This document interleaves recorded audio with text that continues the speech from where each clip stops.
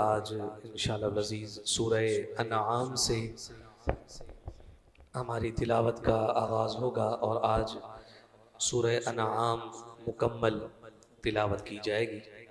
8वें पारे के निस्फ़ पर आज हमारी तिलावत मुकम्मल होगी। तरतीब के एतबार से सूरह अनआम छठी सूरत है और नुज़ूल के एतबार से इसका नंबर 55 है।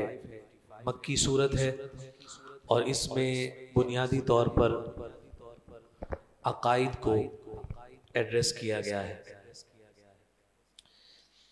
और जिन अकाइद को ख़ास तौर पर यहाँ ज़िक्र किया गया उनमें तौहीद, रिसालत और अक़ीदा आखिरत है।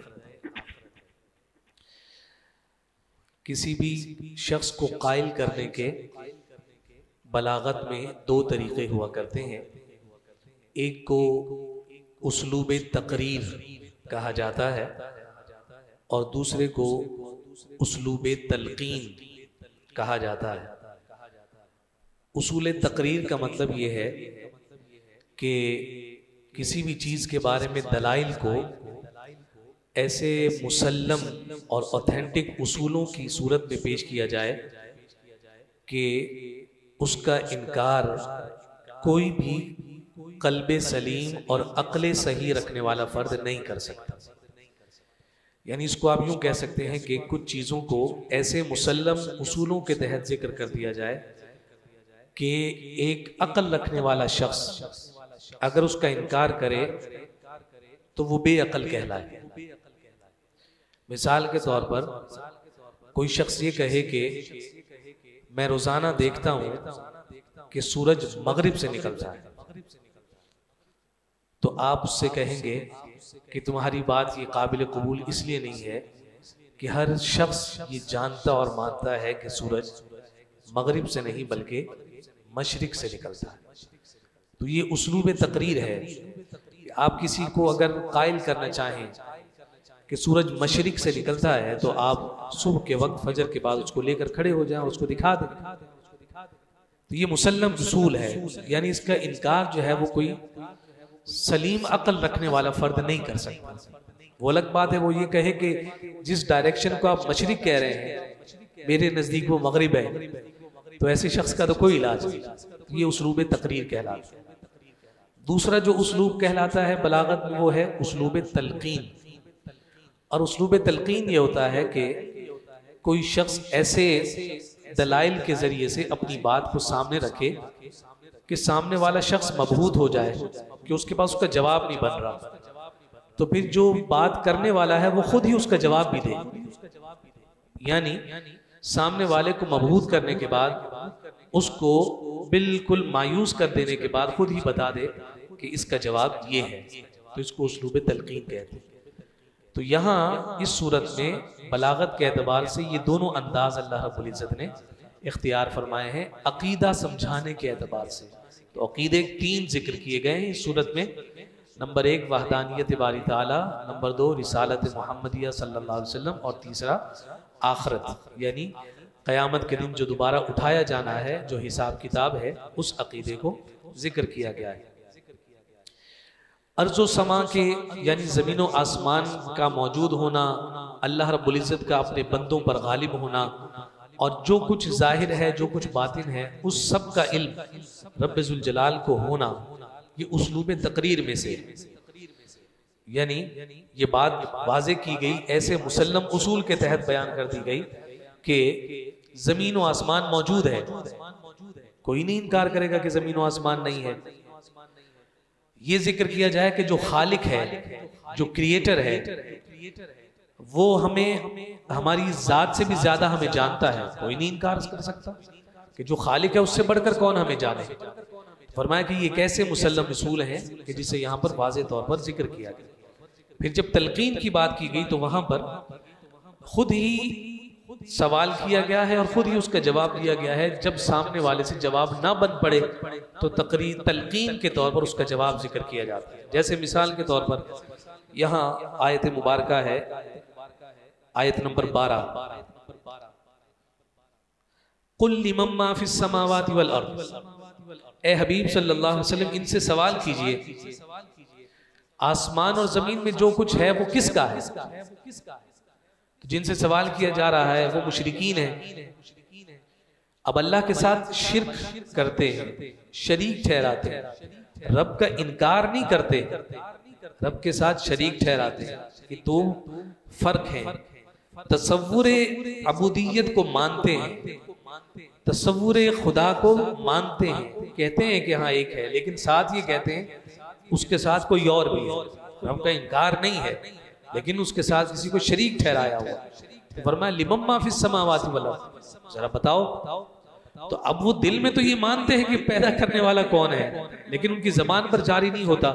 तो हुजूर की जबान से कहा जा रहा है कि इनसे कहिए कुलिल्लाह, इनसे कह दीजिए कि जो कुछ जमीन और आसमान में है वो अल्लाह का है, ये अल्लाह के अलावा किसी का नाम नहीं ले सकते। फिर इसी तरह से एक और आयत है जिसमें रब्बुल जलाल के गवाह होने की एतबार से जिक्र फरमाया कि अय्यु शैइन अकबरु शहादा कुलिल्लाह, फरमाया कि इनसे पूछिए कि सबसे बढ़कर किसकी गवाही है, सबसे बढ़कर किसकी शहादत है। तो फरमाया कि जब वो कोई जवाब नहीं देते तो हुजूर अलैहिस्सलाम की जबान से जवाब दिलवाया गया, कहिए इनको कि सबसे बड़ी गवाही अल्लाह की। तो ये दोनों अंदाज हमें यहाँ नजर आते हैं। और फिर उसके बाद मुनकिरीन की आदत को जिक्र किया गया, इनकार करने वालों की एक आदत को जिक्र किया गया कि महबूब आप इन पर जो भी दलाइल व बराहीन इनके सामने रखेंगे, आप जो कुछ इनको अपने हकीकत और अपने सच होने के एतबार से इनके सामने बयान करेंगे, ये इनसे एराज करेंगे, सरफ नजर करेंगे और आपके जवाब के मौका पर ये आपसे कट हुज्जती करते रहेंगे।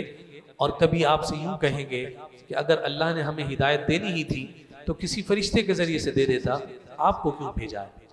तो मैं जब इनके पास कोई बात नहीं बन पड़ती तो ये आपकी जात पर एतराज करते हैं। तो फरमाया कि इनके ये महज एतराज़ात हैं और इन एतराज़ात का जवाब रब्बुल जलाल इन्हें उसी दिन देगा कि जिस दिन के बारे में फरमाया आपसे ये सवाल करते हैं। सअल साइलुम बिअज़ाबिन वाक़िअ, जो 29वें पारे में जिक्र फरमाया कि महबूब आपसे सवाल करते हैं कि वो अजाब कब वाक़िअ होगा।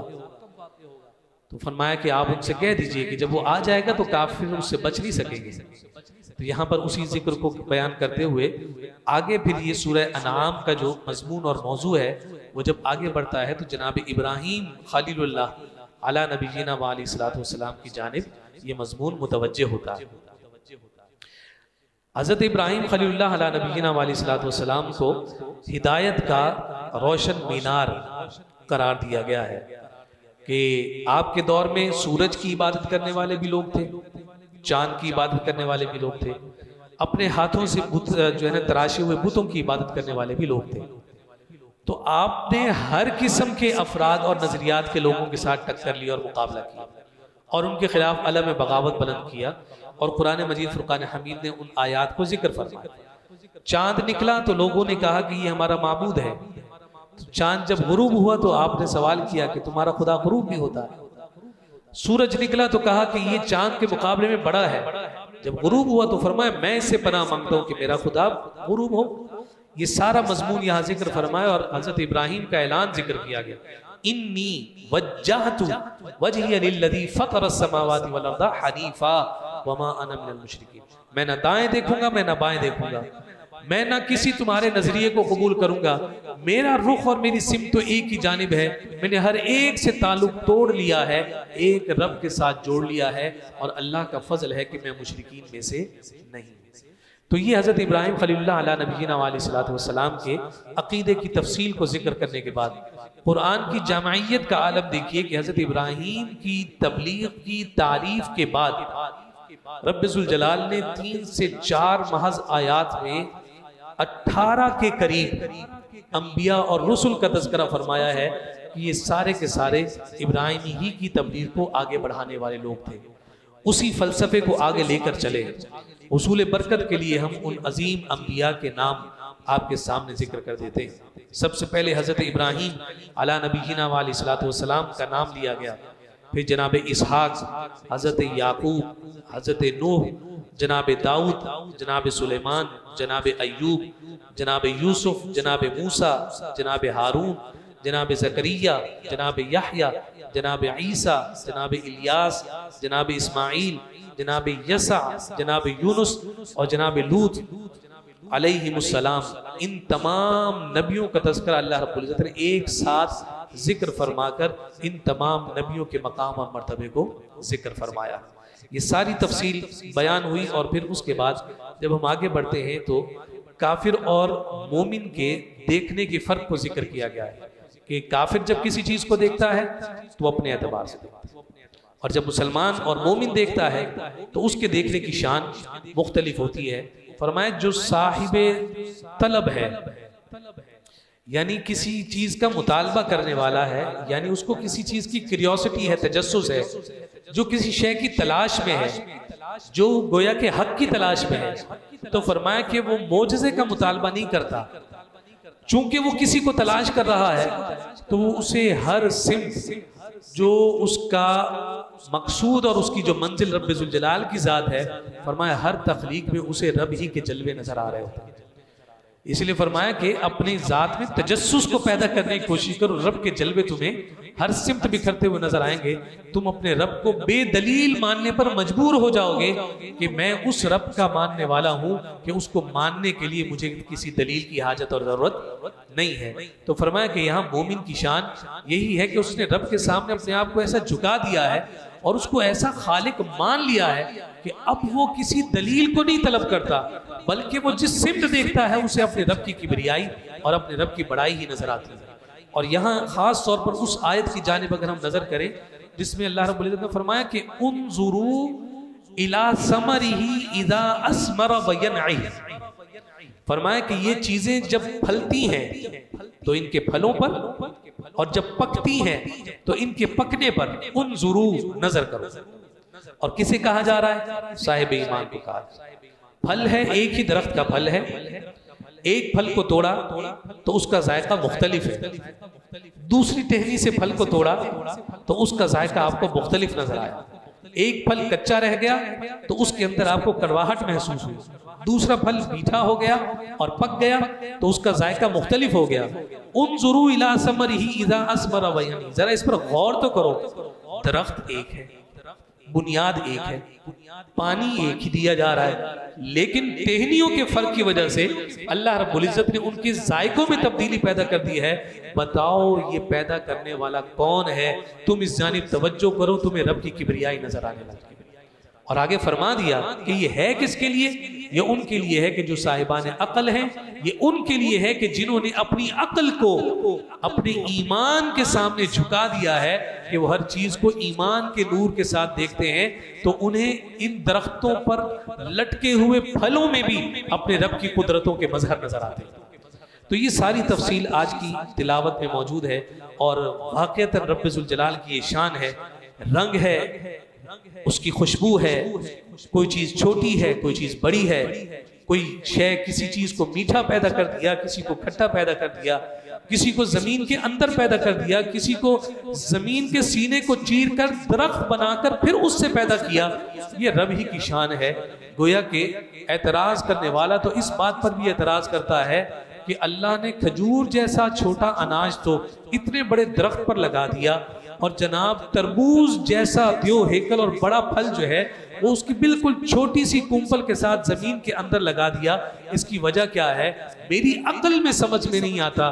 उसकी अक्ल में तभी आए कि तरबूज का हो दरख्त और उस तरबूज का वजन हो 5 किलो, और वो उस जो है दरख्त से साया लेने के लिए उसके नीचे बैठे, और फिर वो तरबूज पक कर उसके सर पर गिरे, और जब उसका सर खुले तो उसको पता चले कि रब ने भारी फल जमीन में क्यों पैदा किया है और हल्का फल दरख्तों की टहनियों पर क्यों पैदा फरमाया। ये उसकी शान है और उसकी कुदरत के मज़ाहिर हैं। कौन उसकी कुदरत के सामने अपनी अक्ल के घोड़े दौड़ा सकता है? ये सारी तफसील। और जब अगला पारा 8वां पारा शुरू होता है तो वहाँ एक दफ़ा फिर उन्हीं मुतालबात का, यानी ये जो मुनकिरीन थे जो ये कहा करते थे कि आप हिस्सी मोजा दिखा देंगे तो हम आपकी बात को तस्लीम कर लेंगे, तो कुरान ने कहा कि महबूब आप इनको दलाइल व बराहीन देते रहेंगे, ये देख लेंगे और फिर कटहुज्जती करेंगे कि जनाब हमें तबलीग के लिए, हमें हिदायत देने के लिए फलां कबीले का शख्स क्यों नहीं आया, रब ने फरिश्ते क्यों नहीं नाजिल किए। तो फरमाया कि ये इनकी आदत है और ये इससे किसी तरह भी पीछे नहीं हटेंगे। हुजूर अलैहिस्सलातु वस्सलाम को तसल्ली दी गई, जो हुजूर का मजाक उड़ाते थे, हुजूर का इस्तेहज़ा करते थे, आक़ाए कायनात सल्लल्लाहु अलैहि वसल्लम की मुखालफत करते थे, तो आक़ाए कायनात सल्लल्लाहु अलैहि वसल्लम को तसल्ली दी गई कि महबूब आपको परेशान होने की ज़रूरत नहीं, आपकी नबूवत के इस बात के लिए इतना ही काफ़ी है कि अल्लाह ने आपके मानने वाले आपको वो ऐसे अजीम लोग अता कर दिए हैं कि आप उन्हीं को तबलीग करके दुनिया से रुखसत हो। वो इतने आदिल होंगे कि क़यामत तक आपके लाए हुए दीन को जिंदा और जावेद रखेंगे। कुरान मजीद फुरकान हमीद को सबसे बड़ा मौजज़ा करार दिया गया और आक़ाए कायनात सल्लल्लाहु अलैहि वसल्लम को जो मौजज़ात दिए गए उनमें सबसे बड़ा मौजज़ा कुरान मजीद फुरकान हमीद जिक्र किया गया। एक दफ़ा फिर मोमिन की मिसाल जिक्र की गई कि मोमिन की मिसाल ऐसे शख्स की है कि जो जिंदा है और हमने उसको नूर अता किया है, यानी हिदायत का नूर, और काफिर की मिसाल उस शख्स की है कि जो मुर्दा है और वो तारीकियों में फंसा हुआ है। यहाँ मुफस्सिरीन ने जिक्र किया कि सिर्फ जिंदगी का नाम यानी चलते फिरते का नाम जिंदगी नहीं है, हकीकत में जिंदगी रब की बारगाह में किसी और शय का नाम है। तुम्हें चलते फिरते बहुत सारे मुर्दे भी नजर आ जाएंगे और तुम्हें बहुत सारे कब्रों में आराम करते हुए जिंदा भी नजर आ जाएंगे। ये उसकी तकसीम है कि हकीकी जिंदगी यानी ईमान के नूर की जिंदगी अल्लाह रब्बुल इज्जत किसको अता फरमाता है। फिर उसके बाद बेटियों को जो फक्र की वजह से यानी मुफलिसी की वजह से या आर की वजह से कि हमारे घर में बेटी पलेगी, मुअज़्ज़ल्लाह बेटी को मनहूस तस्वुर किया जाता था, तो उसे जो जिंदा दरगोर किया जाता था उसकी जानिब जिक्र किया गया। वकज़ालिक ज़य्यना लिकसीरिन मिनल मुशरिकीना क़त्ल औलादिहिम शुरकाउहुम लियुर्दूहुम वलियल्बिसू अलैहिम दीनहुम। ये कुछ नादानियाँ और उनकी हमाकतों को तफसील के साथ कुरान जिक्र करते हुए इस बात को भी यहाँ जिक्र किया गया कि बेटी को तो वो नादान लोग जो है जिंदा दरगोर कर दिया करते थे, उसको हक ही नहीं था कि वो जिंदा रहे, दुनिया में आते ही उसे जिंदा दरगोर कर दिया जाता था। और उसका जिक्र फरमाया कि ये उनकी नादानियाँ थी। आक़ाए कायनात सल्लल्लाहु अलैहि वसल्लम दुनिया में तशरीफ लाए तो हुजूर अलैहिस्सलातु वस्सलाम ने इस औरत ज़ात पर जब एहसान फरमाया तो इस एहसान को फरमाते हुए हुजूर अलैहिस्सलातु वस्सलाम ने उस दौर में कि जिस दौर में औरत को मनहूस तस्वुर किया जाता है, अपनी बेटी फातिमा को सीने से लगाया और उन जाहिलों के सामने फरमाया कि जिसे तुम जमीन में दरगोर करते हो, मैं मुस्तफा बताता हूं इसका मकाम क्या है। ये मेरी बेटी है, इसका नाम फातिमा है और ये मुझ मुस्तफा के जिगर का टुकड़ा। ये सिर्फ हुजूर अलैहिस्सलाम का अपनी शहजादी से इज़हार मोहब्बत नहीं, बल्कि उस दौर में ऐलान जिहाद था कि बेटी से भी कोई प्यार कर सकता है। हुजूर ने प्यार करके बताया कि ये बेटियां होती ही प्यार करने के लिए, इनको अल्लाह रब्बुल इज्जत ने मुजस्सम बनाया है कि इनसे मोहब्बत की जाए, इनसे प्यार किया जाए। और हुजूर ने भी इस औरत का मकाम और मर्तबा जब जिक्र फरमाया तो करीम लजपाल इमामुल अंबिया सल्लल्लाहु अलैहि वसल्लम ने फरमाया, अल्लाह रब्बुल इज्जत ने अगर किसी को 3 बेटियां दी और उसने उसकी अच्छी तरबियत करके उनके घर के कर दिया तो रब्बे जुल जलाल उसे बगैर हिसाब जन्नत अता फरमाए। सवाल किया गया रसूलल्लाह किसी की 3 ना हो 2 हो, हुजूर ने फरमाया रब तब भी जन्नत अता करे। फिर सवाल किया गया रसूलल्लाह 2 भी ना हो अगर 1 हो, तो हुजूर ने फरमाया कि बस बेटी का मिल जाना ही साहिब ईमान की बख्शिश और माफी के लिए काफी हो जाता है। कि बेटी आई, उसकी अच्छी तरबियत कर दी और उसे अच्छा घर का कर दिया, फरमाया कि उसकी तरबियत उसके बाप के लिए बख्शिश और माफी का सामान हो जाया करती है। तो ये सारी तफसील आज मौजूद है। और फिर चूंकि ये सूरत सूरह अनआम है, अनआम जो है चौपाए जानवरों को कहते हैं, ऐसे जानवर जो 4 पांव पर चलते हैं। तो अनआम की वजह से चूंकि जानवरों का यहाँ तस्करा है कि कुफारे मक्का अजीब लॉजिक थी, यानी आज के लोग उनके तस्वुरात को सुनकर मुस्कुराते हैं कि कैसे दीवाने मजनू किस्म के लोग थे। उन्होंने जानवरों को भी मर्द और औरत में तकसीम किया हुआ था कि ये जानवर मर्द के लिए हलाल है, ये जानवर औरत के लिए हलाल है। मिसाल के तौर पर उनके यहाँ एक रिवाज था, वो ये कहा करते थे कि जनाब अगर कोई जानवर, मिसाल के तौर पर गाय है, उसने बच्चा जना, तो कहते थे कि अगर बच्चा जिंदा है, अगर बच्चा जिंदा है तो ये सिर्फ मर्द के लिए हलाल है बच्चा, औरत के लिए हलाल नहीं। अच्छा, अगर वो बच्चा जो है वो मुर्दा पैदा हो जाए तो कहते थे अब ये औरत के लिए भी हलाल है और मर्द के लिए भी हलाल। हमारे यहाँ तो जो मुर्दा बच्चा पैदा हुआ है उसको मुर्दार तस्वुर किया जाता है, लेकिन यहाँ पर क्या है सामने कि वो कहते हैं इधर भी नहीं छोड़ते, उधर भी नहीं छोड़ते, वहां सारा हड़प कर जाते, और यहाँ जो हराम है उसमें से हिस्सा देके, लेकिन उसमें भी अपना हिस्सा और अपना शेयर रखा करते। ये इनकी तफसील और चौपायों के अहवाल को जिक्र करके उनकी नादानियों को कुरान मजीद फुरकान हमीद ने यहाँ जिक्र फरमाया। फिर उसके बाद 10 वसीयतें यहाँ बयान की गई हैं, ऐसे 10 अहकाम, ऐसी 10 नसीहतें और ऐसी 10 उमूर की तबलीग जिनके बारे में फरमाया कि अल्लाह रब्बुल इज्जत ने इन 10 की तबलीग का हुक्म हर नबी को दिया है कि तुमने इन 10 की तो तबलीग करनी ही करनी है। तो उसमें यहां जिक्र फरमाया कि जो पहली तबलीग जिस बात की है वो ये है कि अल्लाह की इबादत की जाए और उसके साथ किसी को शरीक ना ठहराया जाए, नंबर 1। नंबर 2 ये फरमाया कि वालिदैन के साथ अच्छा सलूक किया जाए और उन्हें अपने ज़बान और अमल से किसी तौर पर भी तकलीफ ना दी जाए। नंबर 3 फरमाया कि औलाद को फक्र के डर से कत्ल न किया जाए। चौथा फरमाया कि हर किस्म के फवाहिश और बुराइयों से बचा जाए, चाहे वो फवाहिश और वो बुराइयां खुफिया हो या एलानिया हो। पांचवा फरमाया कि इंसान को नाहक कत्ल करना जो है वो हराम है और बदतरीन गुनाह है। छठा ये है कि यतीम के माल में नाजायज तसर्रुफ ना किया जाए। सातवां फरमाया कि हमेशा नाप तोल को पूरा रखा जाए। आठवां फरमाया कि सारे इंसानों के दरमियान अदल को मलहूज रखा जाए, खाह कोई तुम्हारा अपना करीबी हो या कोई तुम्हारा दुश्मन हो, जब अदल करने पर आओ तो फिर उस अदल को तुमने मुकम्मल तौर पर अपने हाथ में कायम रखना है। और 9वां फरमाया कि जो अल्लाह के साथ तुमने अहद कर रखे हैं, वादे कर रखे हैं, उन वादों को पूरा किया जाए। और 10वां फरमाया कि तुमने हमेशा सिरात मुस्तकीम ही की इत्तिबा करनी है और मुख्तलिफ रस्तों से तुम्हें चलने से अपने आप को बचा कर रखना है। फरमाया ये 10 बातें ऐसी हैं कि जिसकी तबलीग हर नबी और हर रसूल करता रहा है।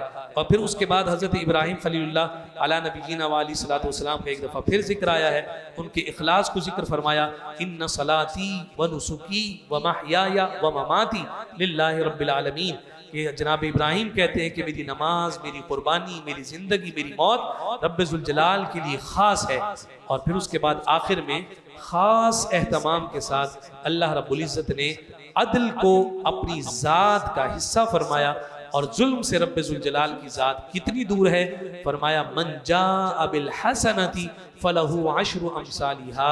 फरमाया कि तुम नेकी एक करते हो, तुम्हारा रब मेहरबान तुम पर इतना है कि एक नेकी के बदले में तुम्हें 10 नेकियों का अजर अता फरमाता है। ये अदल का इजहार नहीं, ये फजल का इजहार है।